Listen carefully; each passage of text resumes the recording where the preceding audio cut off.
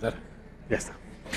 Bueno, pues ya tenemos en nuestro plató al catedrático de Economía, Roberto Centeno. Señor Centeno, ¿qué tal? ¿Cómo está? Muy bien, estupendamente. Es un placer, en primer lugar, tenerle hoy aquí. Que sepa que yo llevo muchos años siguiéndole y es un placer ahora mismo tenerle aquí y poder hablar de un montón de cosas que tengo muchas ganas de hacerlo con usted. Lo que usted quiera. Bueno, les decía a los espectadores, antes de que usted entrara al principio del programa, que Roberto Centeno es catedrático de Economía. Ha escrito, y creo que sigue, creo no, de hecho le leí ayer o antes de ayer un texto muy interesante en el confidencial.com, un texto en el que usted hacía una síntesis de lo que a su juicio ha supuesto los 100 días de Pedro Sánchez, una síntesis crítica o incluso hipercrítica, pero yo no, al menos por el momento no me gustaría que abordáramos la política local, la política nacional. En primer lugar me gustaría que habláramos usted y yo sobre la política internacional, porque usted en los últimos años y sobre todo después de la llegada, del advenimiento, podríamos incluso decir, de Donald Trump, ha sido uno de los escasísimos periodistas no, opinadores, en este caso Roberto Centeno es... No sé, yo no soy periodista, soy ingeniero y economista. Uno de los opinadores o de los analistas, de los escasísimos que digo que en España han defendido a Donald Trump. Llevamos ya algunos años de gobierno Trump. Me gustaría que me dijera usted si ha cumplido sus expectativas, si cree que Donald Trump, en fin, decía usted más o menos que a partir de ahora lo de Obama no había sido nada en comparación con la revolución conservadora que podría traer Donald Trump. Había sido muy positivo en sus análisis. Bueno, vamos a ir por partes. Trump, yo diría que básicamente ha cumplido, no solamente ha cumplido holgadamente todo su programa en lo económico. No ha cumplido, y probablemente porque, no probablemente no, de eso estoy seguro, porque no le han dejado la izquierda americana, es decir, los demócratas y todo el establishment de Washington y los globalistas, el hacer una cosa que para mí me pareció muy importante y fue una de las razones por las cuales colaboré en su equipo de campaña, de estrechar las relaciones con Rusia. Lo cual hubiera hecho de este mundo un lugar mucho más seguro. Porque la gente es que no se da cuenta, pero claro, que haya un enfrentamiento entre Rusia y Estados Unidos por un país como Ucrania, donde dieron el golpe de Estado unos nazis, financiados por Soros y apoyados por la derecha alemana, apoyados por Alemania, apoyados por Polonia, etcétera. Y claro, es que solamente hay una cosa que la gente se tiene que dar cuenta de lo siguiente. Miren ustedes, en el mundo ahora mismo hay aproximadamente unas 13.400 cabezas nucleares. De ellas 6.500 las tiene Rusia y otras 6.500 las tienen los Estados Unidos. Las otras 300, 400 pues las tienen varias, Israel, Pakistán, Gran Bretaña, Francia, Corea del Norte, China, etc. Bien, una de las cosas que en el último encuentro de Trump y de Putin dijeron que iban a hablar, si es que podían, que al final parece que no les han podido, pues es precisamente el control de las armas nucleares. Y eso es el ser o no ser de este mundo. Pues claro, si los dos países que tienen 13.000 cabezas nucleares se ponen de acuerdo, es que la seguridad con mayúsculas de este mundo pues está asegurada. Si por el contrario se busca un enfrentamiento como estos locos de la izquierda americana y de los globalistas y el miserable de Soros se empeña en lo contrario, pues ya me contará. Dos países que tienen 6.500 cabezas nucleares cada uno enfrentados, pues ya me contará usted en dónde estamos. Entonces, esa es la parte que falla desde mi punto de vista. Y en la parte económica, bueno, es que el tema ha sido espectacular. La economía norteamericana está creciendo al 4,1 o 4,2%, la cifra más alta en 40 años. La clase trabajadora y la clase media ha experimentado el mayor incremento de riqueza de los últimos, los 30 o 40 años, tanto como habían experimentado en los 10 últimos años y solo 2, y quedan muchas cosas pendientes, aunque ahora tiene una espada de Damocles muy seria en las elecciones del midterm en la primera semana de noviembre. Usted, como digo, yo le he leído análisis muy favorables a Donald Trump. Veo que el análisis que hace después de los primeros años de su gobierno también son positivos, pero hágale alguna crítica. ¿En algo se habrá equivocado el presidente de los Estados Unidos? Bueno, él tiene una manera de presentarse, de producirse, pues bastante poco usual. Yo le puedo decir una cosa, que esto lo he vivido yo y por lo tanto lo puedo decir muy claramente.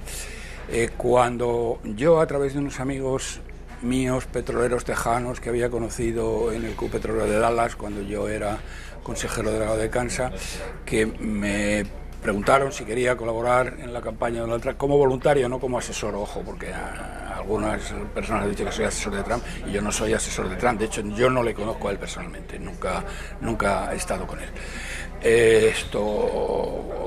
Conocía a otras personas que llevaban la campaña y en el tema de la campaña lo que querían que yo ayudara era en captar el voto latino, es decir, cómo captar el voto latino. Y claro, había una cosa muy obvia, dice, coño, si Trump quiere captar el voto latino, lo que no tiene que decir es barbaridades de que si voy a hacer un muro, que si los latinos no sé qué, que si los latinos no sé cuánto, y entonces ahí tendrían que moderar, creo que tendría que moderar su lenguaje y hacer otro tipo de approach, que luego al final lo acaba haciendo, pero lo que me dijeron la gente de la Torre Trump, que estaba más en contacto con él, dice, mira Roberto, olvídate del asunto, Trump es como es y nadie le va a hacer cambiar. Más aún, aunque la mayor parte de la gente no lo recordarán, el primer debate que tuvo con la malvada Hillary Clinton, y digo la malvada porque esta señora, no ha habido país que no haya estado dispuesto a declararle la guerra, de acuerdo con Soros, ni país que no haya estado dispuesto a desestabilizar, que ha desestabilizado Libia, que ha desestabilizado Yemen, que ha desestabilizado Irak, que ha desestabilizado Egipto, que gracias a Dios lo ha podido controlar el general al-Sisi, etcétera, etcétera, etcétera. Pero el primer debate lo perdió. ¿Y por qué perdió el primer debate?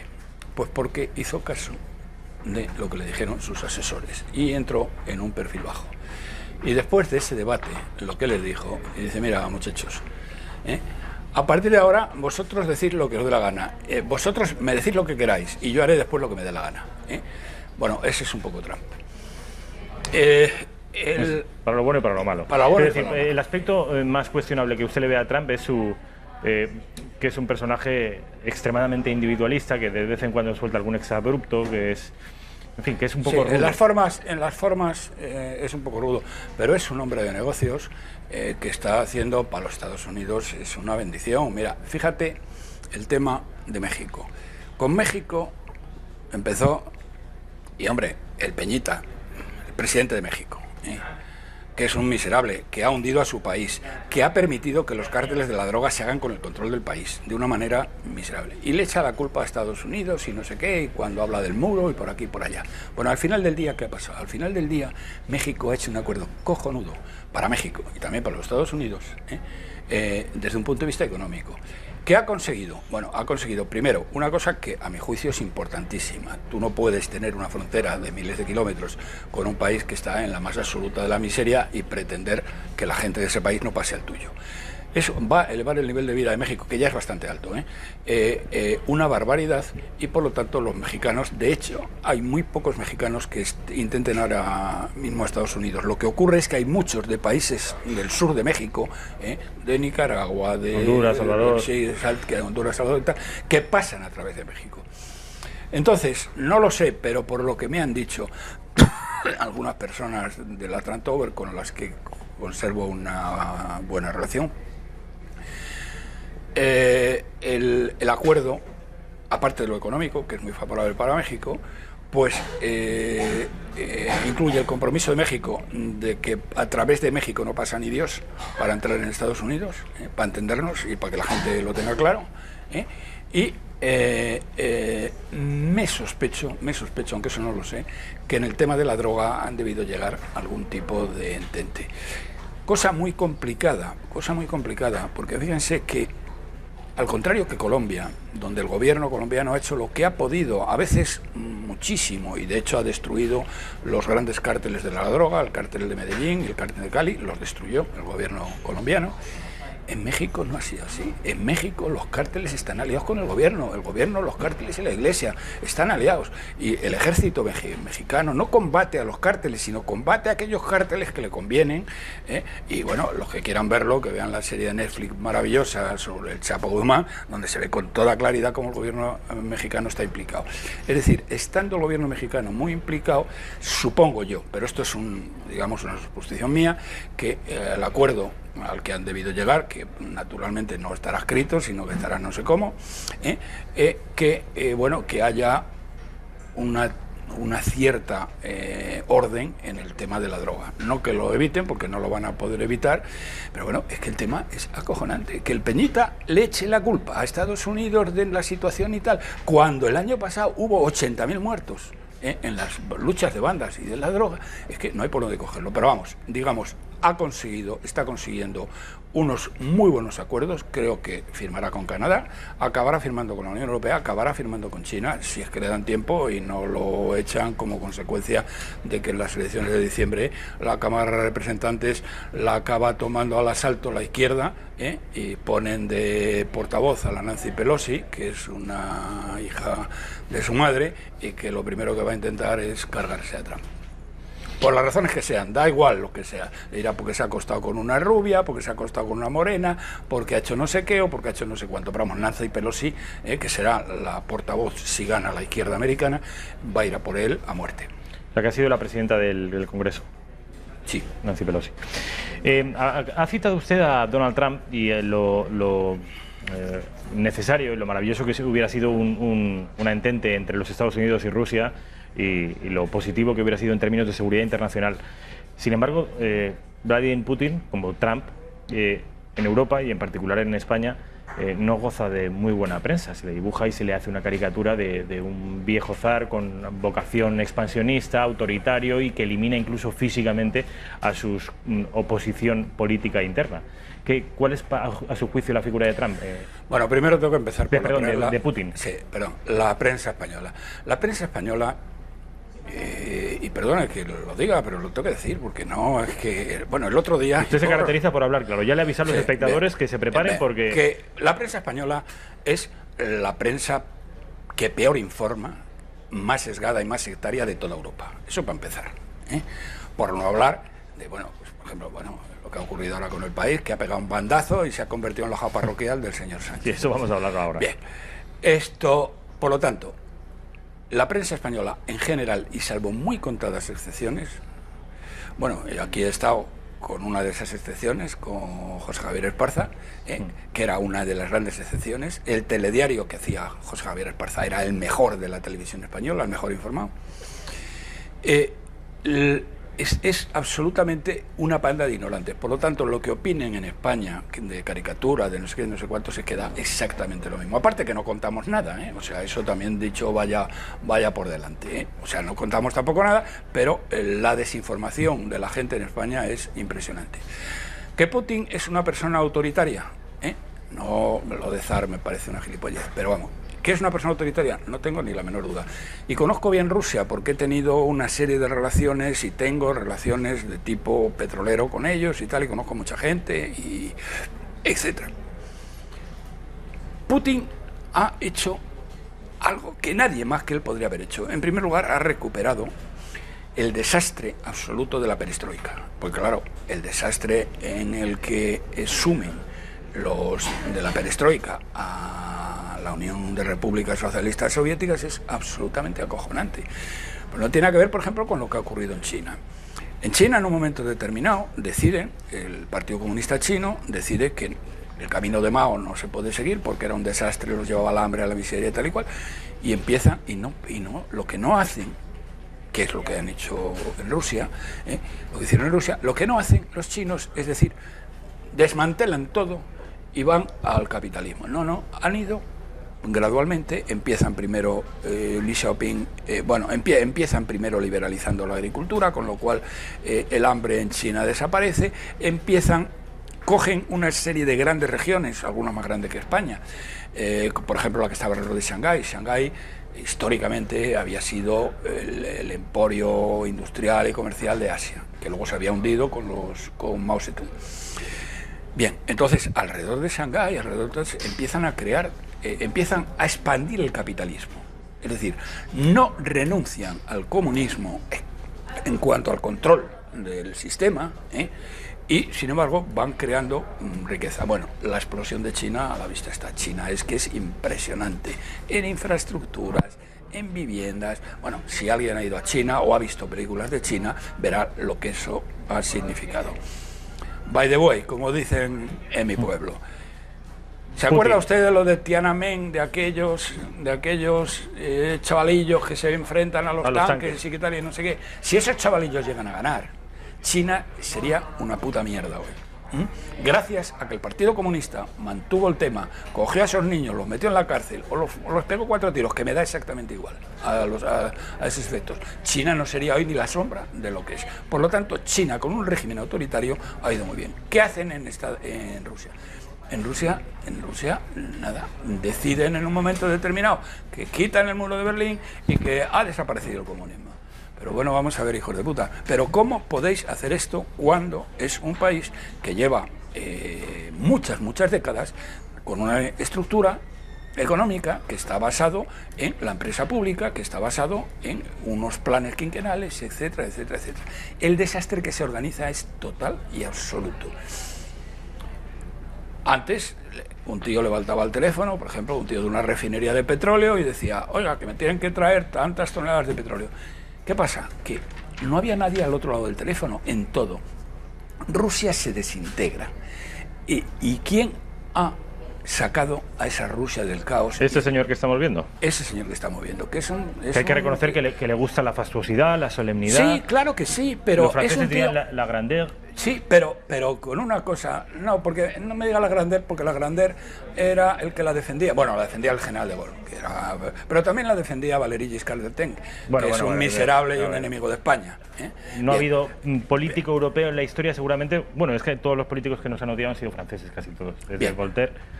Pero bueno, esto ahí tiene usted a mí me parece... Bueno, este señor, ¿qué cambia? ¿Qué cambia a partir de Cambia todo. Cambia, bueno, lo que primero que hace es poner orden. Y en un país que tiene, no sé cuántos habitantes tiene Rusia ahora mismo, pero 200 y pico millones, menos que Estados Unidos, pero 200 y pico millones, y de una extensión tan... Si tú no tienes un régimen autoritario, no haces nada. O sea, ¿cómo lo vas a hacer? ¿Con elecciones aquí con España? ¿Con los mindundis que nos mandan aquí en los ministerios? ¿Con las ministras que tiene Sánchez que parece que han salido unas compreras? Pues evidentemente no.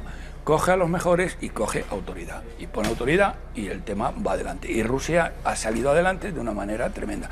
Y si Trump hubiera podido, o si Trump acaba superando el escollo de noviembre y sale reforzado, y entonces retomaría las conversaciones con Putin, es que sería otra historia completamente distinta. Fíjense una cosa, que lo tienen que saber los españoles. El tema de Ucrania. El tema de Ucrania, un grupo nazi, no pro-nazi, nazi, financiado por, como he dicho antes, el globalismo. Por el globalismo, para entendernos. Bueno, pero con nombres y apellidos, sí que, pero bueno, financiado, da un golpe de Estado y Rusia más se defiende y hace una cosa que tenía que hacer, se queda con Crimea. Oiga usted, que Crimea ha sido Rusia de toda la vida de Dios. ¿Pero qué coño están contando? Jamás ha sido de Ucrania, ha sido de Rusia siempre.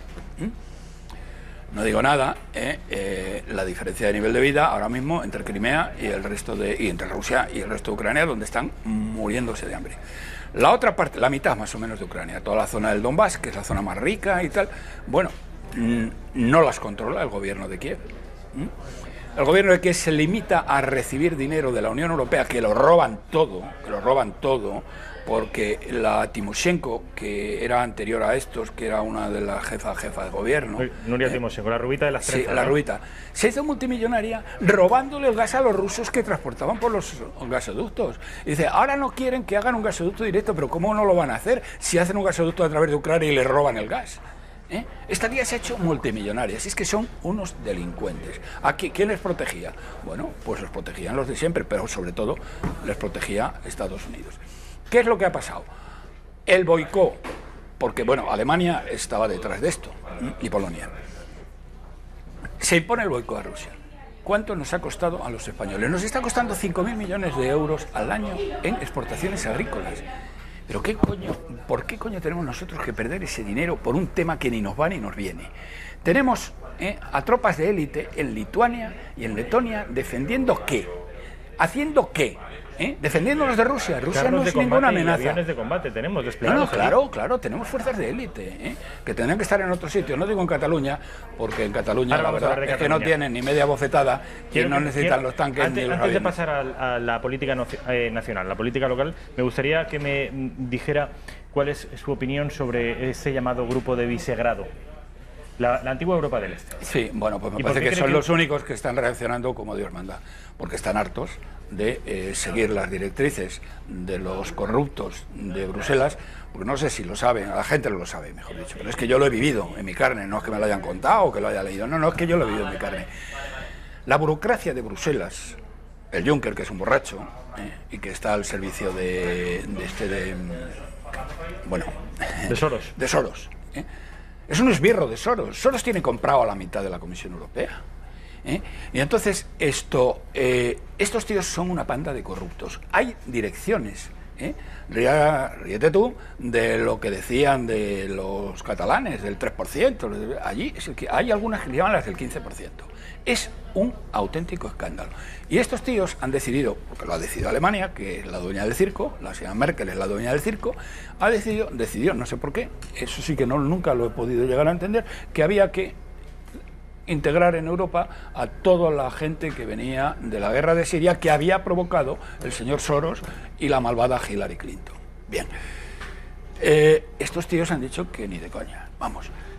Tienes que leer declaraciones del primer ministro de Checoslovaquia, del primer ministro de Polonia, de todos estos que han dicho que esto se ha acabado y que allí no entra ni Dios, de los que vienen de fuera. Perdón, ilegalmente, ojo, ilegalmente. Porque ellos quieren defender la cultura y los valores que estos tíos están destruyendo, como los están destruyendo los han destruido en Bélgica, por ejemplo. Es que la gente no lo sabe. Y según qué zonas de Francia. Según qué zona de Francia, pero fíjate, según qué zona de Francia, al fin y al cabo, tenía una obligación, llamémosle moral. Con sus colonias. Con sus colonias. Pero Bélgica, ¿qué coño es? Y a los polacos, ¿qué obligaciones vamos a decir después de 50 años de régimen soviético que ahora están ellos como para hacer favores a nadie? No, vamos, no, lo tienen clarísimo. El otro día, no sabía que íbamos a hablar de esto, si no lo hubiera traído unas palabras del primer ministro polaco diciendo que no. Dice, ¿saben cuántos musulmanes, salva de musulmanes, hemos aceptado en Polonia? Dice, ninguno. Dice, no hemos tenido ningún atentado. Y sin embargo tenemos 2 millones de ucranianos trabajando con nosotros. Porque son como nosotros, pues son nuestras gentes, comparten nuestra cultura, comparten nuestro valor. Hay 2 millones de ucranianos, porque en Ucrania es que están muriendo de hambre. Pero me dibuja usted una Europa del Este, un grupo de Visegrado que encarnaría los valores verdaderamente culturales, religiosos, y sin embargo esta gente son absolutamente hostiles a la Rusia de Putin. No, niego la mayor, porque vamos a ver. A los polacos no les puede mentar a Putin. Bueno, vamos a ver. A los polacos no se les puede mentar a Rusia, porque ellos, ten en cuenta que Polonia era un país que estaba aquí, entonces Rusia se queda con esto, y se quedan con esto de Alemania y lo mueven aquí. Es un país que lo cogen y lo mueven, y cogen y echan a las poblaciones porque ya no se andan con gaitas, no quieren que vuelva a suceder lo que sucedió antes de la Segunda Guerra Mundial, que hay una población alemana, y dice, ¿población alemana? Aquí ni Dios, todos fuera. Y se han ido todos fuera, es decir, toda la zona de Alemania, que es muy grande, que ha pasado al control de Polonia, a los alemanes les han echado a todos, hasta el último. Y del otro lado, pues ha pasado lo mismo y se han quedado los rusos. Entonces, lo de Polonia es un poco especial, pero Hungría está a favor de ellos. Checoslovaquia, Chequia, sí. Lo mismo. O sea que no están... No sé si vamos a ir a publicidad. Yo creo que merece la pena que vayamos a publicidad para diferenciar los bloques, porque a la vuelta de publicidad, que es una publicidad muy cortita de solo 2 minutos, vamos a hablar de la política nacional, sobre los 100 días del gobierno de Zapatero, sobre lo que está ocurriendo con el Valle de los Caídos. Me interesa mucho conocer la opinión de nuestro invitado, de Roberto Centeno, y sobre todo, y en tanto que catedrático de Economía, me gustaría saber, porque esto ya es una inquietud personal, llevo escuchando y leyendo en los últimos días datos económicos que me llevan a la preocupación y al alarmismo. No sé si estamos a las puertas de otra recesión, pero desde luego los indicadores económicos españoles no apuntan demasiado bien. A todas estas respuestas a la vuelta de publicidad.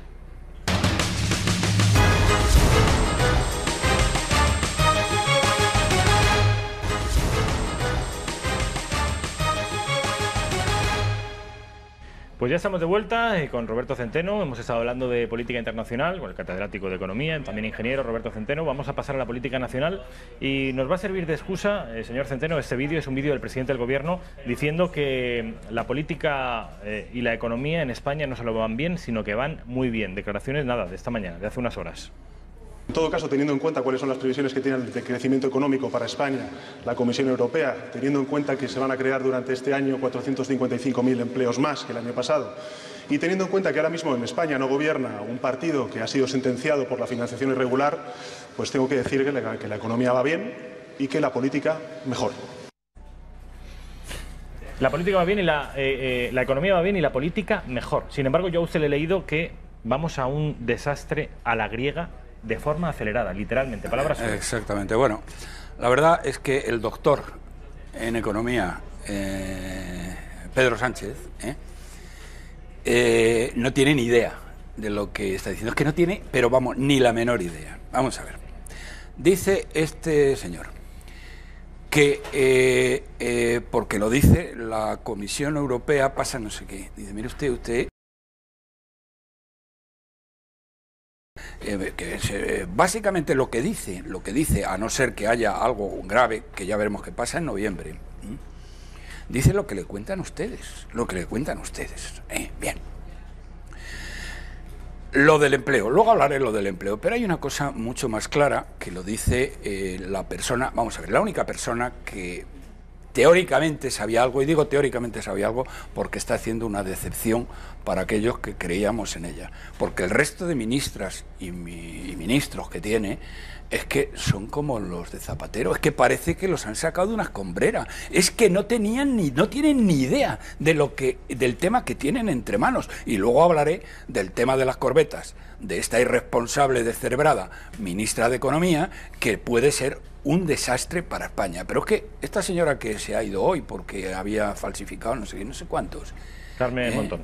Bueno, es que era un desastre, pero un desastre, vamos a ver si me explico bien. Es igual que la ministra de Hacienda, no es que sea un desastre porque no conozca, es que está demostrado que lo es.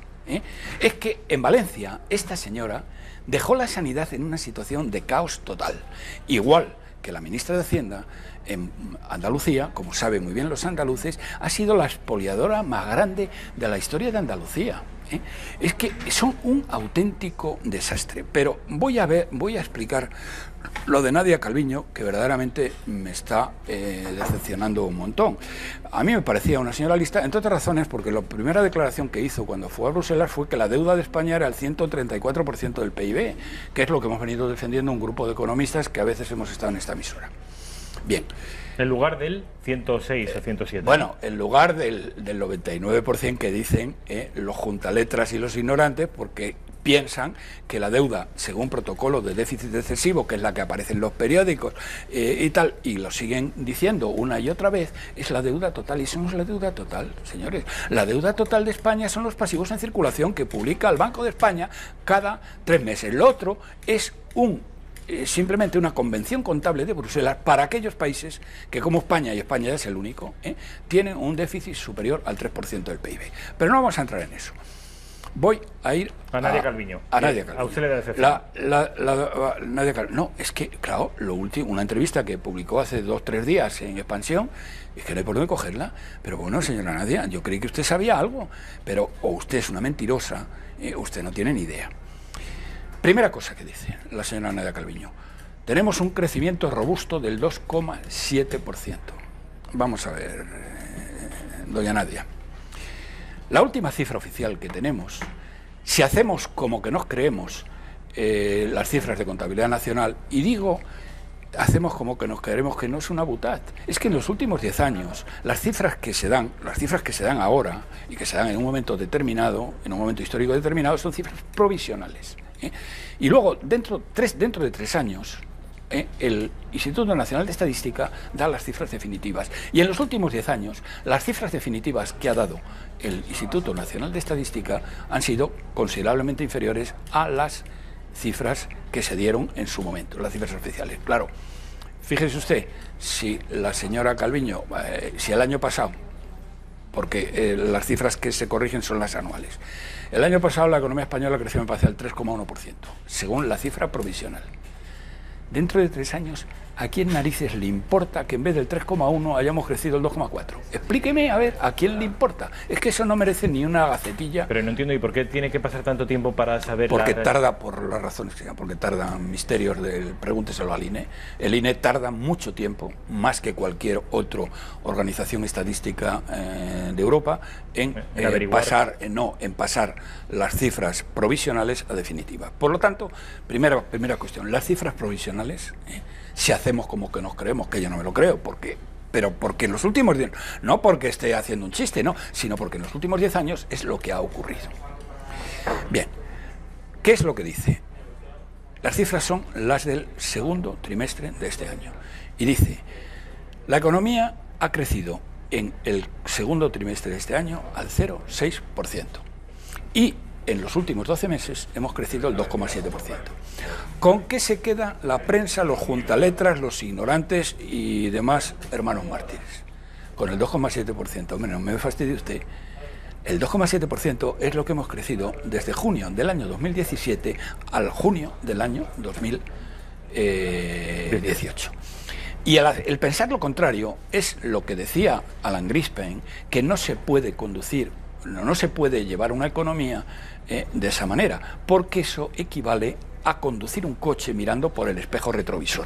Esa era la palabra que empleaba, el símil que empleaba Alan Greenspan. ¿Qué se hace en todos los países del mundo? Para saber por dónde vamos, se coge la última cifra disponible, en este caso concreto, la del segundo trimestre de este año, y se eleva a tasa anual. No se mira lo que ha ocurrido en los meses anteriores, no, sino se eleva a tasa anual, porque es lo que estábamos creciendo en ese momento histórico, segundo trimestre de este año. 0,6% multiplicado por 4, 6 por 4, 24, es 2,4%. Es decir, la economía española en tasa anual estaba creciendo al 2,4%, no al 2,7%. Eso es lo que crecimos los 12 meses anteriores, que nada tiene que ver. Bien, por lo tanto, primera cifra, 2,7%, perdón, en el segundo trimestre estamos creciendo al 2,4%. La del tercer trimestre no se sabrá hasta dentro de un mes y pico. Pero hay cifras que ha dado el Servicio de Estudios de Bankia, que es el único que está haciendo cosas serias, porque claro, el del BBVA no hay por dónde cogerlo, así va al banco, que han perdido hasta la camisa esta gente, todos los accionistas. Bien, coge el Bankia, dice, lo que hemos crecido en el mes de julio y el mes de agosto ha sido el 0,3%. Bien, que coincide más o menos con cómo ha ido la economía. Estoy hablando del pasado, no estoy hablando del futuro, que ahora hablaré del futuro, porque hay toda una serie de indicadores que están demostrando cuál es la tendencia. 0,3% en 2 meses, eso lo multiplicas por 6, porque es 2 meses. ¿Cuántas veces hay 2 meses en un año? 6. 2 por 6, 12. Por 1,2. No, entonces es 6 por 3, 18. 1,8. Es decir, el crecimiento ha pasado del 2,8% en tasa anual, primer trimestre, al 2,4% en tasa anual el segundo trimestre, y en los 2 meses que llevamos ya aquí ha pasado al 1,8%. Entonces, Nadia, usted piensa, no es cuestión de alarmarse o no, es cuestión de que no tiene vergüenza. Es decir, hombre, es que no sabe usted ni sumar, usted está engañando a la gente, usted sume, usted, doña Nadia, eso no lo puede ignorar, que no lo ignora. Lo que pasa es que a Nadia, y es muy humano y yo lo respeto, a Nadia lo único que le importa es irse a Bruselas dentro de unos meses, que se ha dicho que no va a estar más que un año, y que la nombren presidenta de la Comisión de Asuntos Varios o de lo que les dé la gana, pero que es presidenta de una comisión con 26.000 euros al mes, y aquí paz y después gloria. y luego después un retiro del copón. Y me parece muy humano, pero hombre, no nos engañe usted tampoco con esas cosas, podría ser un poco más sutil. Bueno, el futuro. El futuro, bien. Futuro. Este año, bueno, perdón, el futuro, sí, el futuro. Es que el propio Ministerio de Economía, hace 3 semanas, publicó el último informe de coyuntura y la economía se está desacelerando brutalmente. Ministerio de Economía, es decir, el mismo ministerio donde está esta señora. Han caído en picado las ventas del comercio minorista, las ventas de grandes superficies, consumo de energía eléctrica, todo lo que usted quiera. Y toda una serie de parámetros que están cayendo brutalmente. Pero es que después de eso, hace una semana, nos hemos enterado de los PMI. Los PMI son unos indicadores de lo que va a ocurrir en el futuro que se utilizan en todo el mundo. Es Porches, vamos a ver, es de los, digamos, los indicadores de los managers, Purchasing Manager Index, los índices de los managers de compras de las empresas en distintos sectores. Bien, el más importante de todos, que es el de servicios. ¿Por qué? Porque los servicios son los 2/3 del PIB. Es que está en el mínimo de 2 años. La cartera de pedidos, que es muy importante, está en el mínimo de los últimos 5 meses. Y las expectativas empresariales están en el mínimo de 5 años. Es decir, España se está desacelerando a una velocidad de vértigo. Otra de las cosas que había caído tremendamente, que lo decía el Ministerio de Economía, era el turismo. Bien, cosa que también sabe la gente. ¿Qué tenemos a final de año? A final de año tenemos lo siguiente, voy a ser muy rápido. Vamos a tener un crecimiento, si quieren nos jugamos algo y nos volvemos a ver aquí, al 2,1% se va a creer, aproximadamente, al 2,1% va a ser el crecimiento, no el 2,7% que dice usted, doña Nadia, porque eso es mentira, porque es que las cifras que hay ya suman mucho menos, 2,1%. Pero de nuevo, esa será la cifra. En diciembre, esa será la cifra de todo el año, es decir, de enero a diciembre. Y por lo tanto, el 31 de diciembre, esa cifra ya no es importante. La cifra importante es a lo que estemos creciendo en ese momento. En ese último trimestre. En ese último trimestre. ¿A cuánto vamos a estar creciendo? Al 1,5% como mucho. Por lo tanto, se va a destruir empleo a lo bestia. Señor doctor en ciencias económicas, señor Sánchez, que no sabe usted lo que es esto. Es que no ha visto usted las cifras de paro registrado del mes de agosto, las peores en 10 años. Es que no ha visto usted lo que ocurrió el último día, eso fue el último día. Las 200.000 son la media del mes, que son las que se miden habitualmente. Y lo que es peor, 200 y pico mil cotizantes menos a la Seguridad Social. A ver cómo le van a pagar las pensiones a los pensionistas. Y aquí quiero señalar una cosa y la denuncio. La denuncio desde aquí. Mire usted, bueno, me la ha dado una persona que colabora mucho aquí, que es muy amigo mío, Juan Carlos Bermejo, que me ha llamado para decírmelo. Sabía que venía aquí y dice, bueno, oye, cuéntaselo. Y lo cuento. Luego mejor dicho, no lo he comprobado porque me fío al 100% de él. ¿Se puede creer que el boletín de la Seguridad Social, las cifras de la Seguridad Social, las últimas cifras de la Seguridad Social han hecho desaparecer 3.200 millones de euros? ¿Cómo coño pueden desaparecer de los activos de la Seguridad Social 3.200 millones de euros en el mes de julio? Que me lo expliquen. Bueno, yo se lo explico. Porque han utilizado 3.200 millones para pagar las pensiones y no lo han dicho. ¿Pero eso qué significa? Significa que el déficit, a julio, que lo han publicado hoy, que dicen que es del 1,80 y tantos, que ya no cuadrarían, con el 1,80 y tantos en julio, ya no cuadrarían las cifras que ellos dicen que van a conseguir en diciembre, que son el 2,7, ya no cuadrarían. Pero es que con esto estamos en el 2,2, o sea, ni por el forro. Las cifras, si haces una proporción, estaríamos en el 3,5, 3,6% de déficit. Veremos qué dice la Comisión Europea en noviembre, cuando examinen a España este tema, y espero que el señor Moscovici, al que hemos escrito varias cartas, a él y a sus demás hermanos mártires explicándole las cifras, sepa de lo que va. Es decir, usted está describiendo un panorama, un horizonte económico para nuestro país catastrófico. Sí, pero perdón, pero no le he dicho lo peor, Ah, bueno, que hay algo peor. Sí, claro que hay algo peor. Es que estoy por ponerme a llorar aquí, señor Mucho Centeno, peor. Bueno, yo le puedo dejar un pañuelo si quiere. Vamos a ver. La deuda pública de España, teniendo en cuenta que era, la deuda pública de España es 1,65 billones de euros.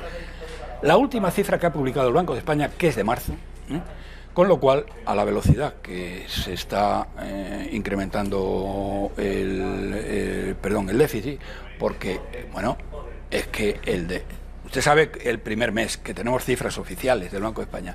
¿Usted sabe qué pasó en el mes de junio? El primer mes triunfal del doctor Sánchez en Ciencias Económicas. ¿Qué pasó? ¿Qué pasó? Pues que nos endeudamos en 7.300 millones, un 48% más que el mes anterior. ¿Cómo están pagando estos tíos la cuenta? Endeudándonos. ¿Por qué? Porque lo compra el Banco Central Europeo. Y esto es lo peor. En 16 semanas el Banco Central Europeo, que es quien compra ahora mismo toda la deuda, o casi toda la deuda, dejará de comprar deuda. ¿Hay alguien en este gobierno de ignorantes, de sectarios, que se esté preocupando qué pasa el día 1 de enero, cuando el Banco Central Europeo deje de comprar deuda? ¿Pero quién nos va a comprar la deuda?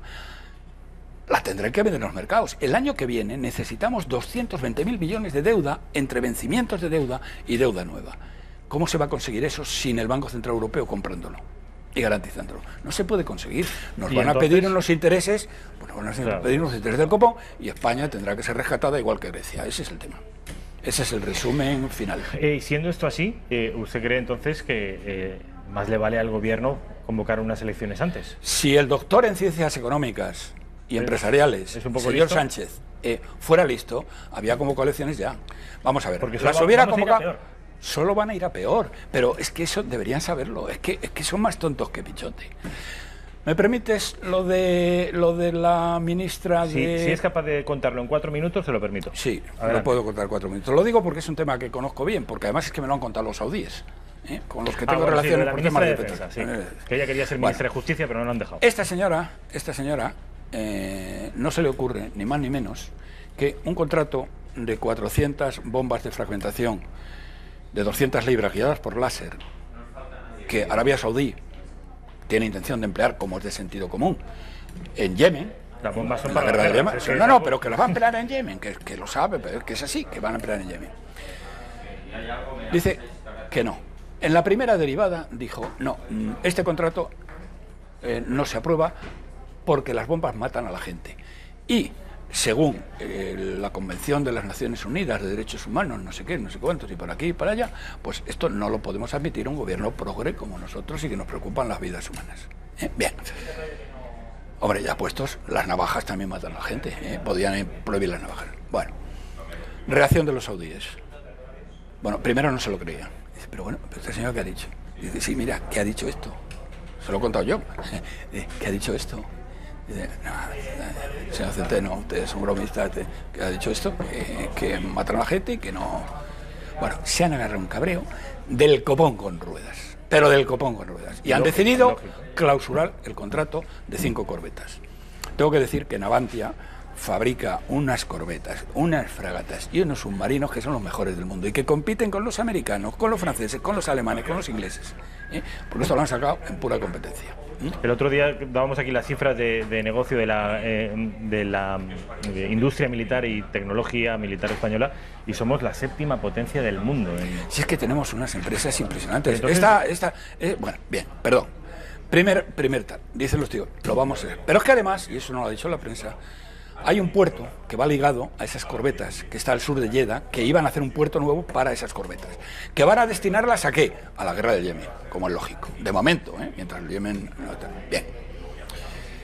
Luego, hay un montón de empresas constructoras y tecnológicas españolas en Arabia Saudí que pueden sufrir por ese tema. Esa es el primer tema. Va la señora, salen los trabajadores de Navantia, que ya pueden ustedes espabilarse porque como no salgan más a la calle, van arreglados. Bien, esto va a explicar al Congreso. Yo sinceramente pensaba que iba a pegar un giro de 180 grados, porque dicho entre paréntesis, la descoordinación del gobierno es total y absoluta. Cada uno va a su aire. Cada uno va a su aire. Cambian de opinión cada semana. En fin, es un desastre y eso lo podemos ver, bueno, porque un día dicen que subimos este impuesto, bajamos este, subimos no sé qué, ecológico, bueno, cada uno va a su aire. Bien. Y esta señora, yo pensaba que después de darse cuenta de la barbaridad que estaba cometiendo, iba a bajarse los pantalones. Bien. No lo hace. Lo que dice es, primero, dice, no, lo que pasa, no dice lo de matar a la gente, porque eso sería de coña marinera. Dice, no, lo que pasa es que el gobierno tiene derecho a mirar los contratos. Oiga usted, si son contratos que están firmados por el gobierno anterior, ¿cómo no los va a respetar usted? ¿Es que ha habido aquí una revolución o qué?